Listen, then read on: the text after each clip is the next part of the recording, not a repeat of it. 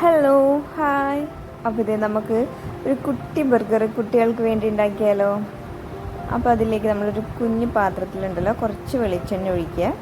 അതിലേക്ക് നമ്മൾ മുട്ട അടിച്ച് വെച്ചിട്ടുണ്ട് കേട്ടോ കുറച്ച് നേരത്തെ. അപ്പോൾ അതിൽ ഉപ്പും കുരുമുളകും ഇട്ടിട്ട് അടിച്ച് വെച്ചതാണ്. അത് നമ്മുടെ ഈ പാത്രത്തിലേക്ക് ഒഴിച്ചിട്ട് കുഞ്ഞതായിട്ട് നമുക്ക് പൊരിച്ചെടുക്കാം കേട്ടോ. ഞാനിവിടെ ഒരു ഏകദേശം ഒരു 5 എണ്ണം ആക്കി വെച്ചിട്ടുണ്ട്. ഈ കുഞ്ഞതാകുമ്പോൾ നമുക്ക് നമ്മുടെ കുട്ടി ബർഗറല്ലേ, കുഞ്ഞ് ബന്നല്ലേ, അപ്പോൾ അതിലേക്ക് കൊള്ളുന്ന ആവശ്യത്തിനുള്ളതായിട്ടുള്ള ഒരു കുഞ്ഞ് മുട്ട ഓംലെറ്റ് ആയിട്ട് നമ്മൾ ഉണ്ടാക്കുന്നത്. ഇത് നമ്മളിവിടെ 5 എണ്ണം ഉണ്ടാക്കി വെച്ചിട്ടുണ്ട്. ഇനി നമ്മളൊരു ഫ്രൈ പാനിലേക്ക് കുറച്ച് നമ്മൾ ബട്ടറാണ് ചേർത്ത് കൊടുക്കുന്നത്. നമ്മൾ ബന്ന് നടുകെ കീറിയിട്ട് എടുത്ത് വയ്ക്കുക. അതിനുശേഷം നമ്മൾ ബട്ടർ നമ്മുടെ ആ ഫ്രൈ പാനിലേക്ക് വെച്ചിട്ട് ഈ ബന്ന് തിരിച്ചും മറിച്ചൊക്കെ ഇട്ട് നമുക്കിതൊന്ന് ചൂടാക്കിയെടുക്കാം കേട്ടോ.